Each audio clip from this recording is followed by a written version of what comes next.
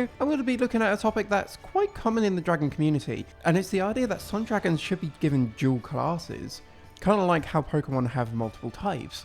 Initially I wasn't too sure of the idea, but honestly as I've been going through the dragons and been understanding their quirks, a lot of these would suit a second typing.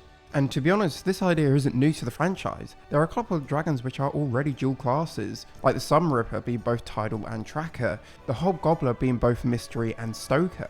Also, I won't be mentioning dragons that I think should be switching classes entirely. For example, the Scuttleclaw. I don't think that's a very sharp class dragon, and I think it should be purely Stoker. So with that in mind, here are a bunch of dragons that I think should get a secondary class. Let's first start off with the Tracker class dragons, and a prime example of what I mean by dual typing working really well. The Deadly Nada. It was once originally a Sharp class dragon, but then got transferred over to the Tracker class after finding it has many tracker abilities. I don't inherently disagree with this move, Stormfly has shown some impressive tracking skills, but the Sharp class was literally moulded around the Deadly Nada. Every descriptor perfectly sums up that dragon, so I think the Sharp class position should be given back to the Nada.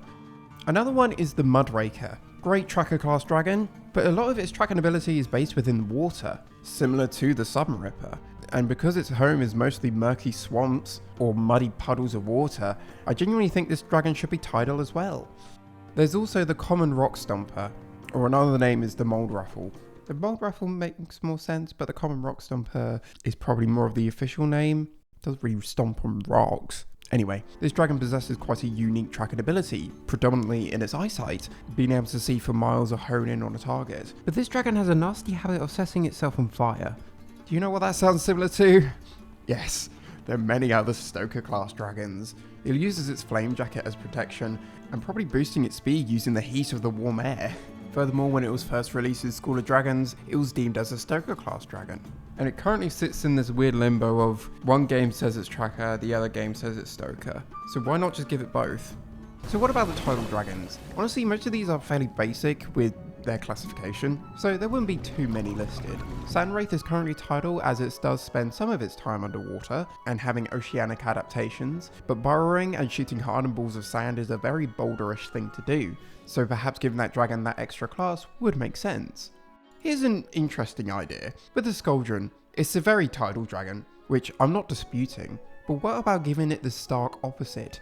A Stoker class. It complements the boiling water that it produces, and it could be a cool juxtaposition which is very unique for this dragon, fitting of a very unique ability. But if you disagree, I can see why. Let's go on to my favourite class, the Strike class. There's probably only a couple that I would change. The Death Gripper and the Triple Strike, both having stingers which are very similar to the Speed Stinger. Having a sharp object that you jab into prey full of toxins is a very sharp thing to have. Along with the Strike class, giving it that sharp ability would make sense, although there's a good argument for the Death Gripper to be also Tracker. It's noted that the Death Grippers have incredible senses to help hunt down their dragon prey, and being the most predatory dragons known to exist, it would make sense if it also was in that classification. You could argue that the Strike class is a more of an enhanced version of the Tracker class, being the most predatory dragons in existence, but perhaps it fulfills that niche within that definition. And lastly, there is the Songwing. It's debatable whether or not it exists. It was probably the inspiration for the Death Song, but as it has a name and the classification and everything, I'm still got to count it. And currently it's within the Strike class, so perhaps it's a little bit more predatory than the Death Song, but having very similar abilities with the Siren Call could still give it the additional Mystery class, which I think would be appropriate. Now onto the Stoker class. The Silver Phantom is such an interesting dragon. It's very Stoker, but it's also quite Strike. The fact that it can fly at extremely high speeds, fly at high altitudes blending in with the dark clouds, and having a blow flyer that could be struck from nowhere. Because the fire is very hot, I understand the Stoker aesthetic, but how it behaves and how elusive it is, Strike would also make sense. Similarly, the small Shadow Wings. In the episode that they appear in, they give Toothless and Hiccup a run for their money. Now there was a group of them and Hiccup was very sleep deprived. Those dragons kept on outsmarting them and even keeping up with Toothless a lot of the times, using very similar tactics to known Strike class dragons like the Death Gripper, especially with their firepower. Look how quickly it was launched. And them being able to set the timing, making it delayed or explode on impact, highly predatory, and I think it would definitely suit that additional class. So what about the large shadow? These guys both being Stoker keeps them linked, but given the large shadow, the tracker class can highlight its key differences, though I do admit there is no evidence for its tracking abilities, with only a few assumptions on its behaviours in the episode. But I really like the idea with this synergy. The large alpha tracks the victims down and tanking lots of shots, while the small shadows are the main firepower and go in for the kill. There's also the Gobsucker. I love this dragon so much. It's a comedic masterpiece. The reason why it's Stoker class, and I think should definitely remain in that, is because it can fire out of this rear end. The structure of the dragon is screaming Boulder. It's a very small, stocky dragon, highlighting its very strong and defensive capabilities, which is a very Boulder-like thing to do. Yes, they don't ingest any form of rocks, which is probably why they aren't in that class to begin with, but there are many other Boulder class dragons which don't also do that. So honestly, just from the frame and the build, especially with it being very unintelligent as well, it could also suit the Boulder class. It's still Stoker. There is also the Flame Whipper, but just by the skin of its teeth it fits into the Stoker class, having a firepower described as an explosive swirl whilst using its tongue to help aim it. Apparently can launch a barrage of it, which can also stun and apparently poison as well, which is interesting. And its attitudes definitely reflect those of a Stoker class, being quite aggressive and territorial. But I'll also give this dragon a mystery class, because its more iconic abilities are kind of weird. They're not the most mysterious thing in the world, but it's a good enough excuse for some other dragons in that class, so I guess it works here. These dragons are very gecko-like. They can climb walls, they have a stretchable tongue, and they have a detachable tail which is incredibly poisonous, luring their enemies and paralysing them, which is along the lines of like the Snap Trapper and the Sweet Death. I can't see this dragon using this ability too much, because I can imagine it takes a little while for its tail to grow back, so I guess it's a bit more of a last resort situation. So a mixture of Stoker and Mystery would probably make the most sense with this dragon. Last, let's talk about the Typhoon Meringue, as this dragon is very much a Stoker class dragon from the amount of fire it can produce. My gosh, a tornado's worth. But I believe giving this dragon the additional sharp class would also suit it, as it has razor sharp wings, cutting easily through paper, and I can easily see when it's grown up to cut through trees, very similar to the Timberjack. It would also support the theory that the Timberjacks and the Typhoon Meringues are close cousins, which is cool in my book. So the sharp class. Let's see which ones would fit an additional class. 1. The Raincutter. It has notations of sharp fins, and the name is very indicative of the idea of it cutting through the rain. So sharp makes sense to a degree, only if you add on the tidal aspect, because this dragon is also very tidal, living in swamps, only hunting when it's raining, loving the wet, and residing in frigid pools, coupled with its firepower being water-based. I'd argue this dragon is predominantly tidal, but it still has that additional sharp, even though it's the other way around, in this case, sharp and tidal. Now there is this quite iconic dragon, the Stormcutter. It doesn't overly have sharp abilities. I guess carving spirals in the sky is kind of sharp, and it's quite iconic, especially as the sharp class dragon that is represented in the main group, so I do think it should keep its class. However, it is extremely tracker as well. There are a bunch of woodland Stormcutters having the description of being able to pick up subtle scent miles away. There's other cases where Cloudjumper performs trackery feats, along with the other couple of tracker class dragons. He too didn't indulge in the bath in Nepothane, which had the 4 over wing sedative effect. And there's like the owl head turning thing, just a great addition to help see, so the addition of tracker would make sense. So let's look at the Boulder class now. Like the Eruptodon, is a great depiction of what a Boulder class should be. It has stone-like scales and it eats molten lava, predominantly living in volcanoes. But I like the idea of giving that extra Stoker aesthetic, because it eats molten rocks. It lives near volcanoes. It has extra heat resistance, much like other known Stoker classes. Those two classes for this dragon, I think works well. This Sentinel is Boulder because there's a lot of other connections with other Boulder class dragons. They're very statuesque, and having stone-like scales as well suits the Boulder aesthetic, but I can't help that it should definitely have a secondary class to highlight some of its other unique abilities, and I think it will suit best in the Tracker class, being able to pick up on the subtleties of Hiccup getting on Toothless, and using their variety of senses, apart from sight, to pick up on anything around them, making them an unstoppable force. Yeah, a lot of their senses are extremely heightened, making them superb at tracking other dragons down, and stop them from exiting the island. The Grunsicle. Despite their aesthetic being quite similar to other Boulder classes, and with the possibility of them having stone-like scales underneath that ice is in my opinion a good enough reason for it to remain in Boulder class, but the constant mention of its affinity with water, liking to hang out in cold pools, and their firepower consisting of liquid nitrogen, despite them needing to eat the ice, is still a relatively tidal thing, ergo bewilderbeast.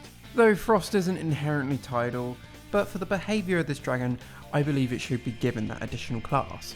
And lastly in this group, I think the Whispering Death should have an additional class. It's very Boulder aesthetic, living its life mostly underground, with extremely efficient burrowing abilities, but I also have to say, look at that thing, look how many sharp spines there are, and the teeth! Ah! If that's not sharp, I don't know what is. It's lacking some poison stuff, but it can still shoot those darn spines. I wouldn't want to go near that with a 10-foot pole. And its firepower is not like the traditional Boulder class dragons. Having that additional sharp class would make sense. I should also mention maybe the Screaming Death as well, although that does display a lot more Stoker-ish with its massive amounts of fireballs it can produce, or the fact that it's very mysterious in itself. Being a thing born of legend, one of these are created every 100 years. This one's a bit more difficult identifying an additional class it should have, but I guess if it's so similar to the Whispering Death, having sharp class wouldn't be too much of a bad idea. Oh boy, let's get onto the big list. The mystery class dragons. This is going to be tough, because a lot of their abilities are mysterious, and a lot of them have tiny hints to many other classes, which we'll get into.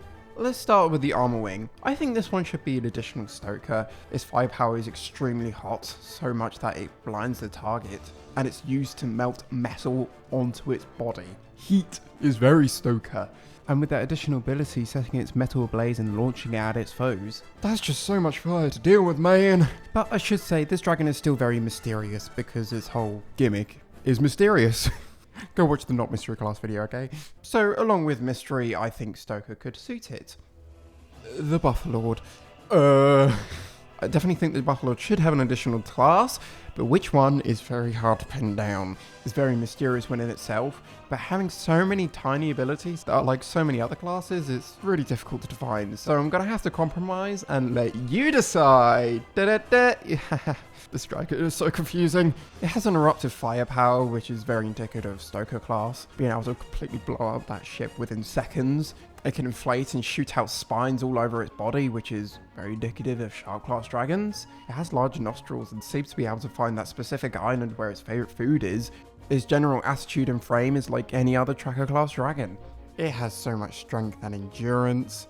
It lift a whole ship out of the water. So you have those options. Or you could be rebel, go, nah, it's strike. Look at that thing. It's given 2+ a run for its money. There's the Prickle-Boggle, which is a bit of a cop-out because in School of Dragons is known as a sharp class dragon, despite everywhere else it's seen as a mystery. So a good compromise would be have it both, and both also make sense. It's mysterious in the fact that its firepower is very strange, having the ability to harm and also heal the opponent, but it's also sharp because it's very similar to the Thornridge. Those antlers be big though. Especially if it uses it as defensive weapons. The Prickle-Boggle was introduced in School of Dragons, and if it was originally thought of as a sharp class dragon, but slowly changed over time, why not keep that? The Smothering Smoke Breath could also be given the Stoker class. It's another dragon with extremely hot firepower, having the ability to weld metal together, but also being able to produce smoke is kind of Stoker-ish, but it being mysterious as well makes sense. Being cloaked in fog and hiding around in the shadows is a very mystery thing to do as well. There's also the Sword Stealer as well, which my points are identical to the Armor Wing, but perhaps to make it stand out a little bit, maybe Tracker? The only thing is, the thing that it's good at tracking is metal, and not other beings. I would have said Boulder, but unfortunately it doesn't ingest any of the metal, it just adds it onto its own surface. So because I don't think any of those two are quite strong enough, I think Stoker would make sense. There could be the Sweet Death, as it does like burrowing underground and quickly snapping up enemies that come close, but the only thing it has is burrowing, and a lot of other classes do that. So I'm not entirely convinced, but if you like that, then sure, you can imagine it. Similarly, the Cavern Crasher kind of has a Boulder aesthetic, but I'm not entirely convinced. Yes, it can burrow and navigate through caves with ease. It does also have a collapsible skeleton, which allows it to squeeze through the cracks with the snot. And I guess being quite stocky and tough makes sense. And if you think that's a strong enough reason, then here you are. But personally, I don't think so. It's still a very mysterious dragon as well, producing snot on its glands and being able to ignite it. So definitely mystery class, but if you think it deserves that extra Boulder add-on, cool. And then there are all the hybrids who have just one class, and I think it makes sense to give them the class of the other dragon that they're made up of. For example, the Volt Napper being both mystery and strike. You could figure out the rest from there. And I think that's it. I have warmed to this idea over time, and I'm very curious of what you guys think which dragon should have dual classes, so let me know in the comments below.